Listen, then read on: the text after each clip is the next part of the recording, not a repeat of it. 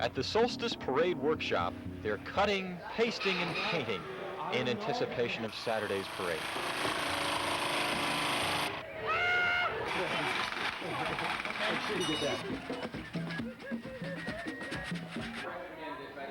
The theme of this year's parade, the sea.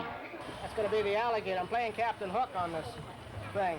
And that's part of the head of the alligator. I'm going to make a whole body, and he's coming up chasing after me. And in addition to giant replicas of ancient vessels, you'll see giant fish, serpents, and a mobile mermaid. And the arm comes up. And that's all paper mache? Yeah, it's just chicken wire and paper. The Patronuses have been building solstice floats for almost 10 years. Mrs. Patronus says while she's in charge of the mermaid, husband Ernie will sell T-shirts. But it's all the same creative energy you feel down at the Solstice Workshop. And as you walk through the workshop, you realize what a unique event Solstice is.